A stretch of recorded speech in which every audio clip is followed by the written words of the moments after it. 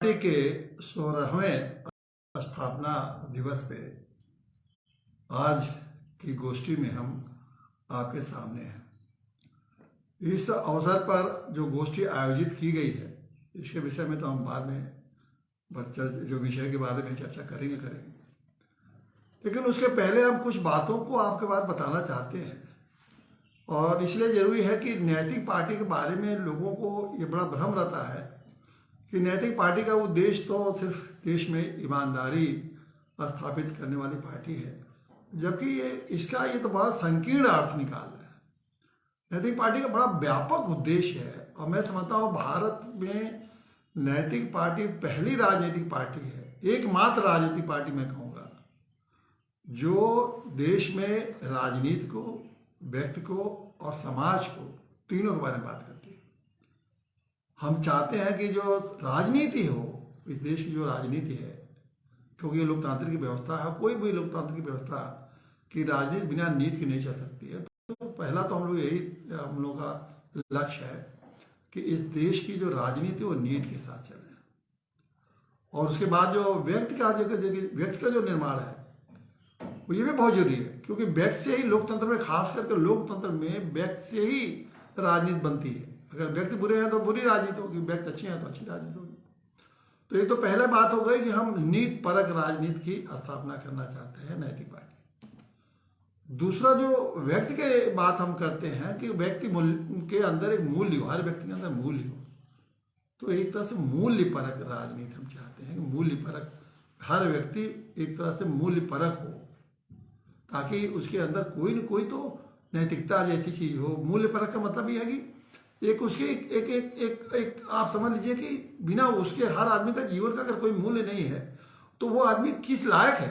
तो वो तो जहाँ चाहेगा अपने दिशा बदलेगा, अपनी बात बदलेगा, लोगों को धोखा देगा, लोगों को तिगड़म देगा, लोगों को जहाँ जहाँ अपना स्वार्थ पूरा होगा वैसे करेगा। तो ये जब तक व्यक्ति जो मूल्य परक नहीं होगा, जैसे तब तक वो इस देश की, खास करके लोकतांत्रिक व्यवस्था में कुछ भी योगदान नहीं कर सकता, और जो करेगा वो लोकतंत्र को नष्ट भ्रष्ट करने में ही काम करेगा। तीसरा हम लोगों का उद्देश्य है कि जो समाज है, समाज के लिए बहुत जरूरी है कि वो राजनीति को, व्यक्ति के बाद समाज इतना महत्वपूर्ण हो जाता है, बिना समाज के आप कल्पना ही कर सकते हैं व्यक्ति के जीवन का। तो समाज में भी अगर जब तक न्यायपरक नहीं होगा तब तक व्यक्ति को जो करना चाहता है वो कैसे कर पाएगा। समाज में ही व्यक्ति रहता है, समाज न्यायपरक नहीं होगा तो व्यक्ति अपना मूल्य परक बनना भी चाहे तो नहीं बन सकता। तो न्यायपरक, तो ये तीन बातें हम लोग नैतिक पार्टी, फिर मैं आपको दोहराना चाहता हूँ कि पहली पार्टी है जो देश में नीति परक राजनीति, मूल्य परक व्यक्ति का जीवन और न्यायपरक सामाजिक व्यवस्था हम स्थापित करना चाहते हैं। इसलिए ये आप समझ लीजिए कि हम सबसे भिन्न है, ऐसी कोई राजनीतिक पार्टी नहीं है जो कि इन बातों को देश में चर्चा भी कर रहे हो या सोच भी रहे हो, सोचते भी नहीं। दूसरे में आप शब्दों में आप अगर इसको कहना चाहें, और बहुत आसान शब्दों में इसको अगर जानना चाहें कि नैतिक पार्टी क्या है, तो देखिए, अगर ये राजनीति में अगर भ्रष्टाचार है तो ये तो नहीं माना जाएगा कि नीति है। अगर व्यक्ति में जो है उन चरित्रहीनता है तो ये तो नहीं माना जाएगा कि व्यक्ति में कोई मूल्य है। उसी तरह समाज में अगर कर्तव्यहीनता है तो ये तो नहीं माना जाएगा कि समाज में है। और आज इस समय देश में यही स्थिति है कि राजनीति में हर तरह का भ्रष्टाचार व्याप्त है। लोगों के अंदर चरित्रहीनता का बड़ी तेजी से विकास हो रहा है, और विकास के एकदम फैल रहा है, बड़ी तेजी से फैल रहा है। और आप देखिए समाज में धींगा मुस्ती हो रही है, अपने अपने स्वार्थों के लिए सब काम कर रहे हैं। कोई समाज में कोई अपने कर्तव्य का पालन करते हुए समाज में नहीं रह रहा है, बल्कि अपने स्वार्थ के पूर्ति में समाज में लोग रहना चाहते हैं, उसी तरह से समाज को चला रहे हैं। तो ये नैतिक पार्टी की एक खास पहचान है और नैतिक पार्टी की सोच है। इसीलिए आप ये समझ लीजिए, मैं अपने सभी कार्यकर्ताओं, अपने पदाधिकारियों का, कार्यकर्ताओं का आज अभिनंदन करते हुए 16वें स्थापना दिवस में मैं अभिनंदन करते हुए आपसे बताना चाहता हूँ कि आप ये मान लीजिए कि ये इस देश को अगर भविष्य में इस देश को आगे बढ़ना है, भविष्य में इस देश को अपना एक दुनिया में कोई भी भूमिका महत्वपूर्ण निभानी है तो इस देश को इन्हीं रास्तों पर चलना होगा जिस रास्ते पर नैतिक पार्टी इंगित करती है, बता रही है, जो उसके आदर्श हैं, जो उसके लक्ष्य हैं। और इन्हीं लक्ष्यों को चल के नैतिक पार्टी चाहती है कि एक देश में एक संवैधानिक दायित्व की सरकार बने, प्रदेश की सरकार हो या देश की सरकार हो, वो एक अपने संवैधानिक दायित्व का सरकार बने। संवैधानिक दायित्व का मतलब है कि जो संविधान के आदर्श हैं उन आदर्शों के पालन करते हुए देश की जो सरकारें हैं उस तरह काम करें। तो देखिए देश में ये वो नए ढंग की एक ताकत मिलेगी, नए ढंग की एक व्यक्ति में ऊर्जा पैदा होगी, नए ढंग का समाज बनेगा और संवैधानिक जो हमारा ढांचा है वो मजबूत होगा और देश निरंतर आगे चलता रहेगा। 75 साल तक हम जहाँ पहुँचे हैं तो ये मत समझिए कि 75 साल में हम यहाँ पहुँच के बहुत बड़ी हमने उपलब्धि की। केवल 75 साल और 100 साल का कोई देश नहीं होता है, देश हजारों साल का होता है। आने वाले समय में जो दुनिया में जो हालात हैं, जिस तरह से मुश्किलें हैं, उसमें आप इस देश के सामने बहुत बड़ी बड़ी चुनौतियाँ होंगी। तो वो जो चुनौतियाँ हैं वो आज खाली खोखले नारों से नहीं पूरा हो जाएगा। जैसे सत्ताधारी पार्टी है भारतीय जनता पार्टी, कहती है कि ये सबका साथ, सबका विकास और सबका विश्वास, और अपोजिशन में मुख्य विरोधी पार्टी है कांग्रेस पार्टी। तो अब उन्होंने अभी कहा भारत जोड़ो। तो ये कोई भारत जोड़ो और सबका साथ सबका विकास के नारों से आप ये समझ लीजिए कि देश की राजनीति ठीक हो जाएगी, आप समझिए देश का समाज ठीक हो जाएगा, आप ये समझिए देश के लोगों के व्यक्तित्व चरित्र और में सुधार हो जाएगा। तो ये मैं नहीं समझता कि इन खोखले नारों से कोई प्रभाव इन चीज़ों पर पड़ना है। और जबकि भविष्य जो जिन बातों को नैतिक पार्टी कर रही है, भविष्य का अगर निर्माण करना है तो वही मूलभूत बातें हैं और वही संविधान, वो जो मूलभूत बातें हैं अगर आप उसका अध्ययन करेंगे और गहराई से तो वही बातें कहती हैं जो संविधान ने अपने आदर्शों में स्थापित किया। उन्हीं बातों को हम लोग दूसरे शब्दों में कह रहे हैं।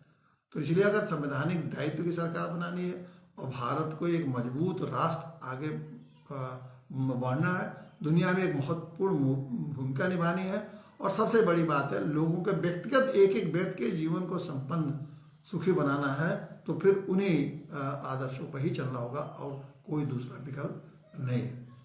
लेकिन अब ये चूंकि एक सुधारात्मक बातें हैं तो इसलिए लोगों को सुधारात्मक बातें उतना जल्दी समझ नहीं आती है, देर लगती है। भले नैतिक पार्टी को देर लगे लेकिन ये विश्वास रखिए एक न एक दिन नैतिक पार्टी को लोग स्वीकार करेंगे और स्वीकार क्या करेंगे, लोग कहेंगे कि भाई अब समय आ गया कि नैतिक पार्टी को सत्ता में उनको सत्ता दी जाए और इनको जिम्मेदारी दी जाए ताकि देश की जो व्यवस्था को जितनी गड़बड़ियाँ ये लोग फैलाना से फैला लें कर लें, तब वो लोगों को समझ में आएगा और तब वो देश में मैं समझता हूँ कि एक नए युग की राजनीति शुरू होगी।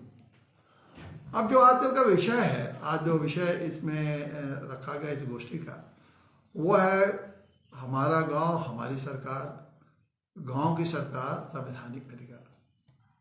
देखिए आप लोग जान रहे हैं कि पिछले कई वर्षों से 3-4 वर्षों से, बाकी तो ये मुद्दा अन्य चुनाव ये चलता रहता था। जैसे राष्ट्रीय पंचायती राज ग्राम प्रधान संगठन के हम अध्यक्ष हैं, राष्ट्रीय अध्यक्ष हैं, तो उसके मुद्दे से चलाते ही रहते थे। फिर भारत परिषद जो गैर राजनीतिक संगठन है, इसके माध्यम से भी ये मुद्दा चलता रहता था। लेकिन ये जो गांव सरकार के मुद्दे को अब नैतिक पार्टी ने भी इसको अपना लिया है। तो जब से नैतिक पार्टी ने इसको अपना लिया है तो पिछली बार भी हमारा सारा जोर इसी मुद्दे पर था और इस बार भी इसी मुद्दे पर इसलिए जोर है क्योंकि जिन हम लोग का मानना है कि ये जो हमारी जो लोकतांत्रिक व्यवस्था है ये भारत की, इसमें सबसे निचली जो लोकतांत्रिक इकाई है वो है ग्राम पंचायत, सबसे निचली इकाई।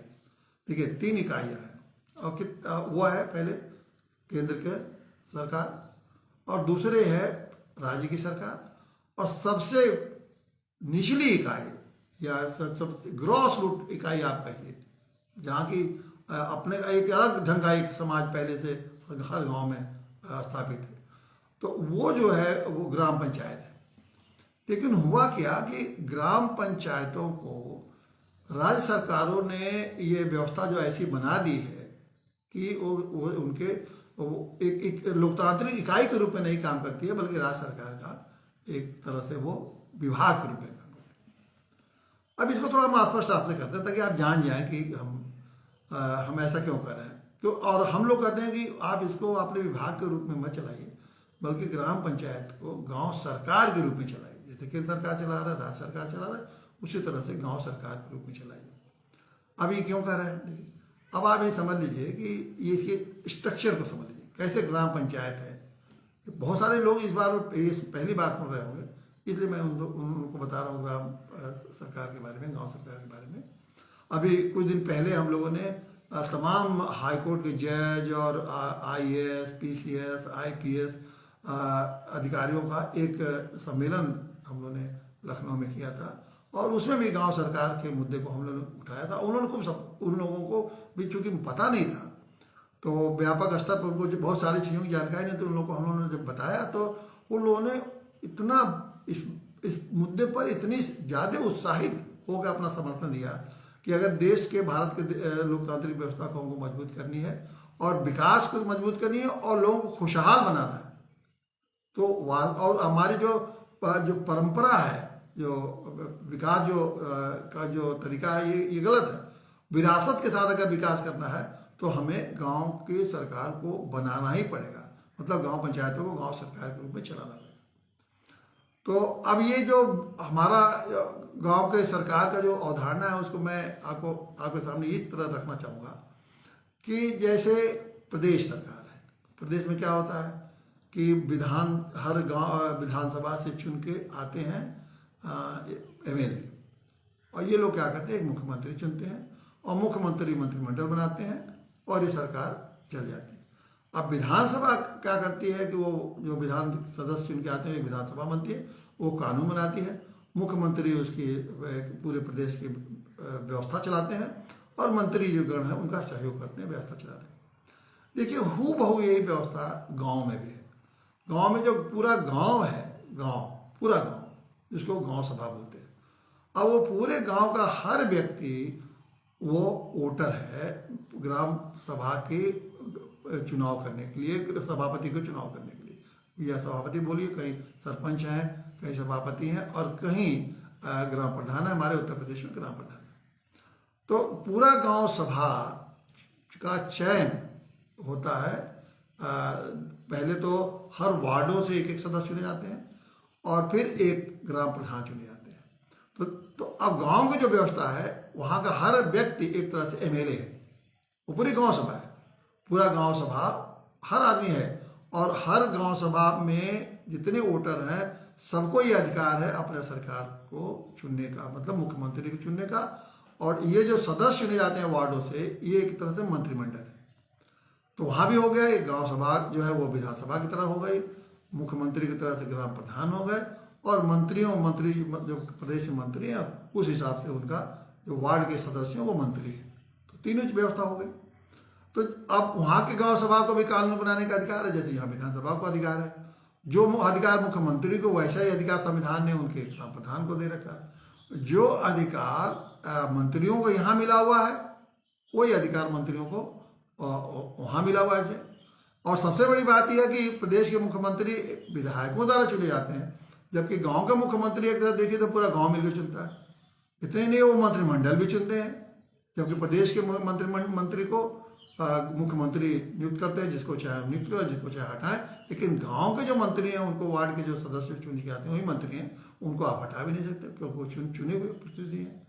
तो कितना ये व्यवस्था लोकतांत्रिक गाँव के स्तर पर कितनी अच्छी व्यवस्था है।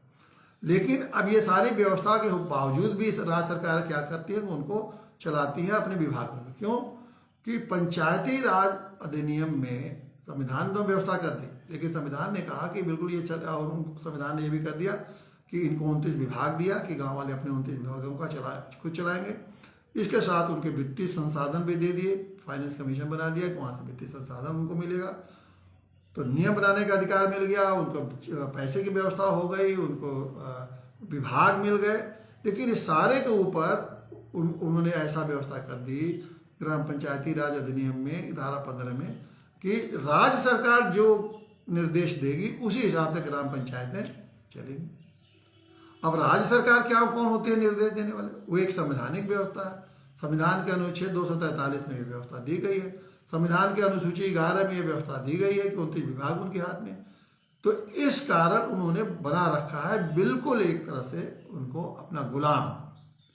तो ये गुलाम अगर आप उनको बना के और विभाग के रूप में रख छोड़ा है, तो इसके नाते जो सारे भ्रष्टाचार जो राज्य सरकार या केंद्र सरकार का भी ऐसी व्यवस्था है, मंत्रिमंडल और लोकसभा का जो व्यवस्था है, प्रधानमंत्री है, तो ये सारे उनका विभाग के रूप में काम करता है। तो जो सरकारी विभागों में आज के भ्रष्टाचार है, जो तौर तरीके अपनाए जाते हैं, घोटाले, भ्रष्टाचार, जातिवाद और सारी कुछ जो बुराइयां केंद्र सरकार राज्य सरकार के राजनीति में है, क्योंकि तो मैंने कहा कि नीतिविहीन राजनीति कर रहे हैं चरित्रविहीन लोगों के साथ। और तो वो कैसा होगा उनका, आप समझ लीजिए कि कैसा देश चला रहे होंगे। तो अब गांव के लोगों को अगर आपने सारे उनके अधिकार दे दिए, तो हर गांव को अपने अपने ढंग से चलाने का जब अधिकार मिल जाएगा, तो वो किसी पर निर्भर नहीं करें। गांव क्यों महत्वपूर्ण है? देखिए, हर गांव की अपनी संस्कृति है, अपने तौर तरीके हैं, अपने उनके अंदर, हर गांव के अंदर एक क्रियाशीलता है, हर गांव के लोगों के अंदर रोजगार पैदा करने की क्षमता है। हर गांव, क्योंकि गांव में ही तो सब कुछ पैदा होता है, वो खुद रोजगार पैदा कर सकते हैं, वो खुद उत्पाद, हर व्यक्ति उत्पादक करता हो सकता है, हर व्यक्ति कुछ न कुछ उत्पादन कर सकता है। और हर तरीके से मतलब सैकड़ों तरीके हैं जो गांव वालों को पता है, वो करके अपना विकास कर सकते हैं। और धन की व्यवस्था तो फाइनेंस कमीशन ने कर रखा है। तो ये जो सारी व्यवस्थाएं गांव में हुई हैं संविधान के द्वारा, उसको लागू न करके, इसलिए लागू नहीं करते हैं कि जो राजनीतिक लोग हैं, जिनका मैंने कहा ना कि उनको तो राजनीति में कोई नीति लाना नहीं है, लोगों के चरित्र का निर्माण करना नहीं है, उनको कोई समाज में कोई न्यायप्रियता स्थापित करनी नहीं है, तो उनको तो सत्ता चाहिए। तो अब उनको सत्ता चाहिए, तो अगर वो गांव को अपनी सारी कुछ अगर ये दे देंगे, उनका पूरा का पूरा अधिकार और उनको खुद व्यवस्था चलाने के लिए, तो नेताओं को कौन पूछेगा? उनकी राजनीति कैसे चलेगी? तो उनकी राजनीति भी खत्म हो जाएगी। और जो अधिकारी हैं, सबसे बड़े तंत्र के द्वारा ही तो चल रहा है, क्योंकि जब आप विभाग के रूप में चला रहे हैं, तो राज्य सरकार के तंत्र ही के अधिकारी ही गाँव पे हावी हैं। तो वो अधिकारियों का जो भ्रष्टाचार करने का मौका है, वो भी नहीं मिल पाएगा। तो ये अधिकारियों का भ्रष्टाचार और नेताओं का अपना लूट, और लूट के साथ साथ उनकी अपनी राजनीति, दोनों खत्म हो जाएगी। इसलिए हमारा ये कहना है कि गांव के जो सरकार के लिए जो जगह जगह हम लोग गोष्ठी कर रहे हैं और लोगों को बता रहे हैं कि गांव की सरकार, ये 6 लाख गांव हैं देश में, करीब करीब 1 अरब आबादी गांव में रहती है, और उनके ऊपर जो है, देश तो आजाद हो गया, लेकिन ये नेताओं और अफसरों ने जो इन लोगों पर 1 अरब लोगों को गुलाम बना रखा है, उस गुलामी से कैसे मुक्ति दिला के उनको आज़ाद किया जाए। तो गांव के आज़ादी का एक बहुत बड़ा मुहिम हम नैतिक पार्टी गांव सरकार के माध्यम से चला रही है, और ये काफ़ी धीरे धीरे ये चीज़ों का विस्तार हो रहा है, फैल रहा है। हम लोगों ने गांव जाके, हम लोग तो इसको कहते हैं, अब इसको हम लोग बड़े बड़े अधिकारियों, न्यायाधीशों और समाज के जो ऊंचे तबके के, अब जो बुद्धिजीवी तबके के लोग कहिए, उनके सामने लाए हैं। अन्य लोगों को भी सामने लाएंगे, इस बात को लाएंगे, लगातार लाते रहेंगे, ताकि ये लोग समझें।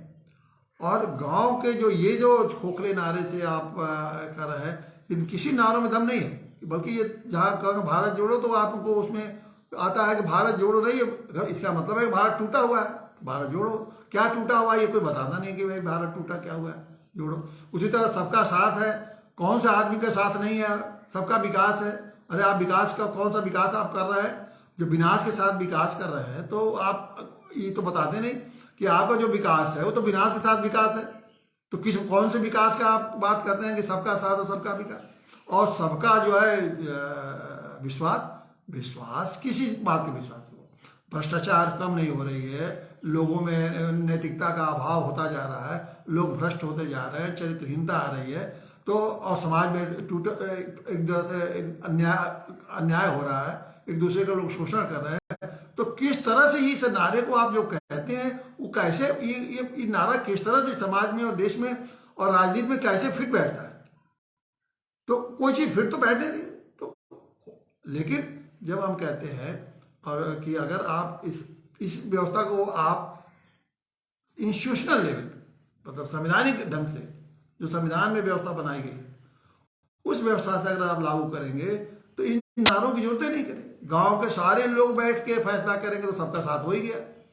गांव के सारे लोग ये बैठ के जब अपना उनका गांव सभा है ना, तो सारे लोग जब फैसला करेंगे तो सबका साथ तो हो ही गया ना। कौन अब किसके साथ की जरूरत है? जो भी फैसला होगा गांव के लोग मिलकर एक साथ करेंगे। अब गांव में क्या विकास करना है वो सब मिलकर तय करेंगे, हमें क्या गांव में विकास करना है, तो सबका साथ भी हो गया। और अगर उनसे सबका विकास हो रहा है, क्योंकि गांव के लोगों का जो भी योजना बनाएंगे तो उसमें गांव के लोग क्या किसी एक व्यक्ति के लिए बनाएंगे, क्या सबका विकास हो जाएगा। और सबका विश्वास है, सब मिलकर कर रहे हैं, सबका विश्वास हो जाएगा। और वही भारत जोड़ो वाला कर रहा है, जब हर गांव में अपने व्यवस्था को चला रहे हैं तो भारत टूटा हुआ कहाँ मानेगा? 6 लाख गांव के लोग अपनी व्यवस्था को चला रहे हैं तो भारत टूटा हुआ कहाँ माना जाएगा? भाई भारत जुड़ा हुआ माना।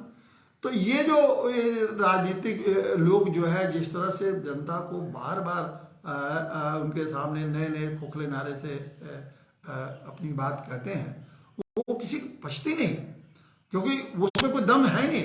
वास्तव में बिल्कुल एक थुथला टाइप का, मतलब अपनी केवल सत्ता हासिल करने के, लोगों को बेवकूफ बनाने के, लोग लुभाने ढंग से उसको रखने का ये एक तरीका है। और जितना उसको जितना प्रचार कर दिया था कि आम जनता समझती कि वाह ये तो बड़ी अच्छी व्यवस्था हो गई है, लेकिन जहां ये बिल्कुल जहां ये चीजें एक में लागू हो सकते हैं, थोड़ा सा उनको आपको अधिकार दे दिया, अपने आप वो लागू हो जाएंगे, वहां तो किसी को आपको चिंता है नहीं। और देखिए जितना ये सबका साथ, सबका विकास, सबका सहयोग क्या हो रहा है देश में, राजनीति में क्या हो रही है, देश की राजनीति देखिए 23 में तो इस साल बहुत ही महत्वपूर्ण होने जा रहा है। 23 में ये महत्वपूर्ण बात है कि इसमें कई राज्यों के चुनाव होंगे और 24 में लोकसभा का चुनाव होगा। इस बार 24 का लोकसभा चुनाव बहुत ही नए ढंग से दिखेगा कि बड़े शोर शराबे के साथ और बड़े प्रचार और बड़ी ताकतों को लगा के ये लड़ा जाएगा, क्योंकि एक बहुत लोगों का अस्तित्व का सवाल ये 24 का चुनाव बनने जा रहा है। अब ये उसके पहले विधानसभा के चुनाव होंगे। अब आप इस पूरे साल देखिएगा कि ये नारे कुछ और होगा क्या, एक दूसरे को गाली गलौज, एक दूसरे को नीचा दिखाना, एक दूसरे पर अहंकार दिखाना, यही राजनीतिक पार्टियां कर रही हैं। अपना अहंकार दिखाना, अपना शोबाजी करना, अपना ये झूठी बात कहना और इस तरह की बातें जो है, ये तमाम इस तरह की चीजें आपको देखने को मिलेंगी। तो ये जो चीजें हो रही हैं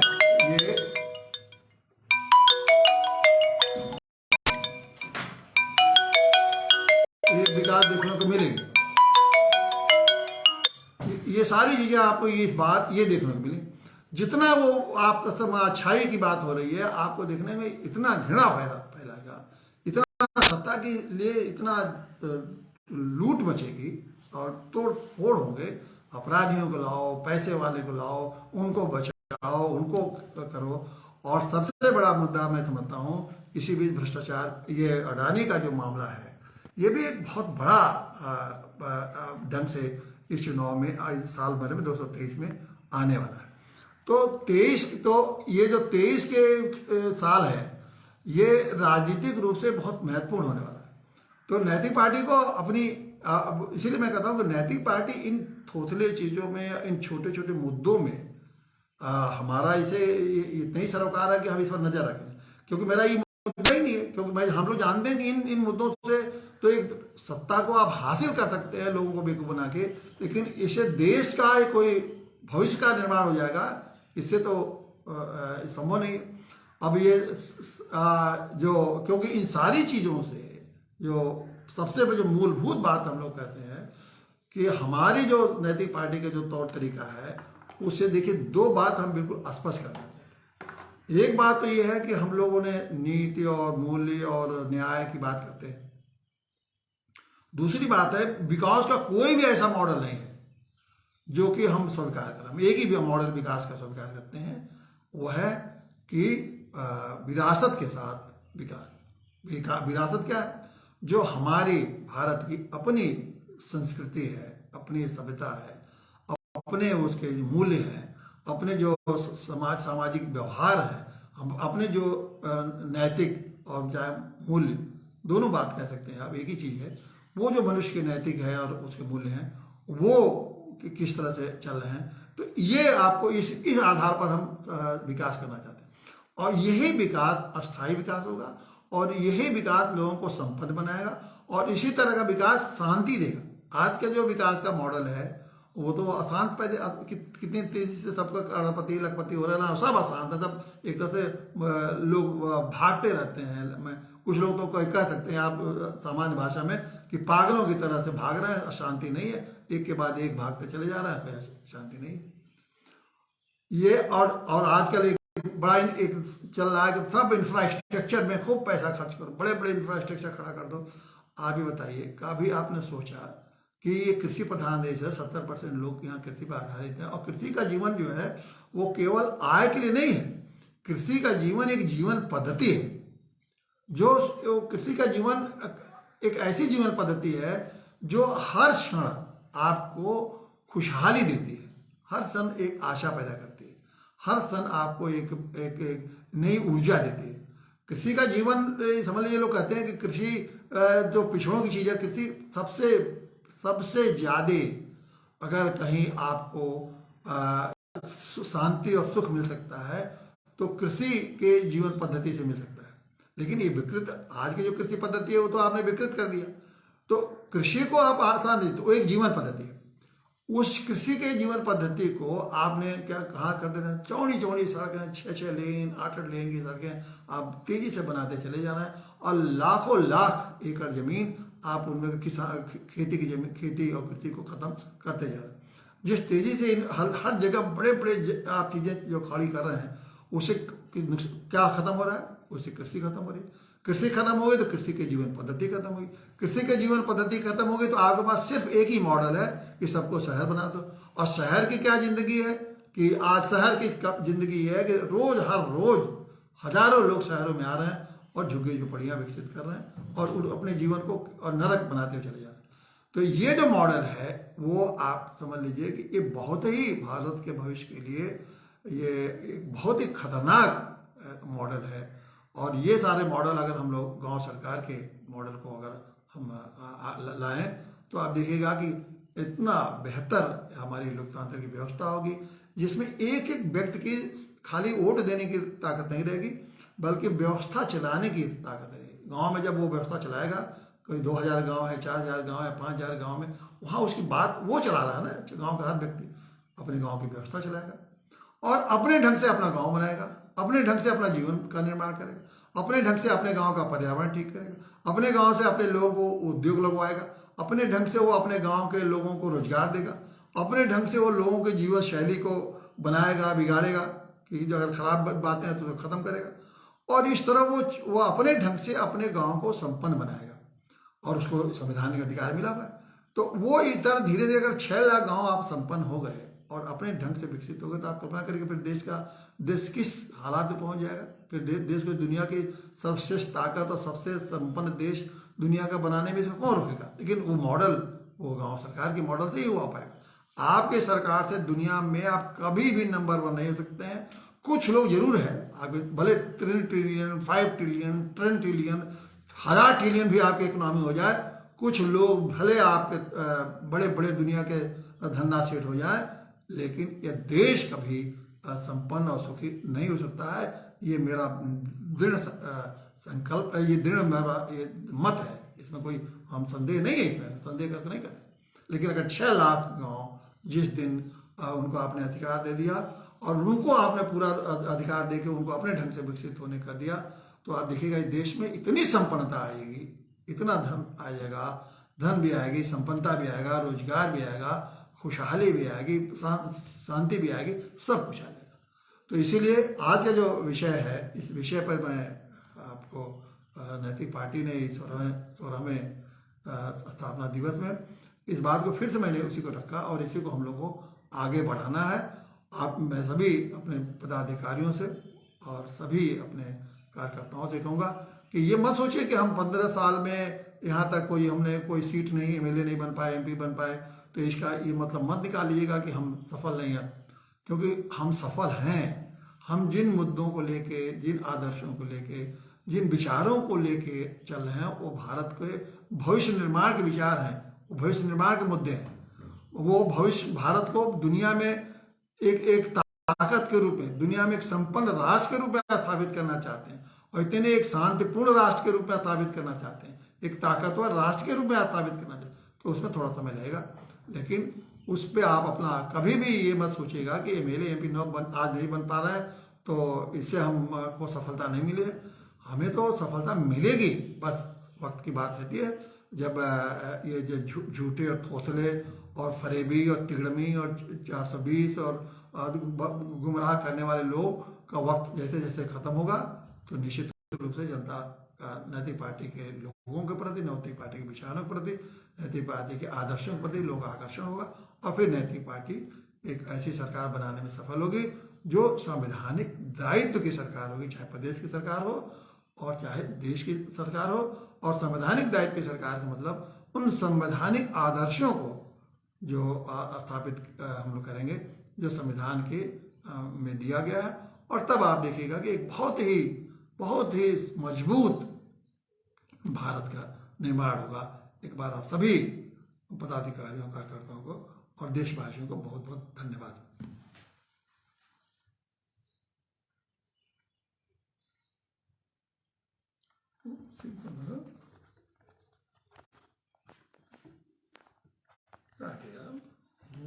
उसी को गोलाई पर बंद कर दो, गोलाई आ नहीं रहा,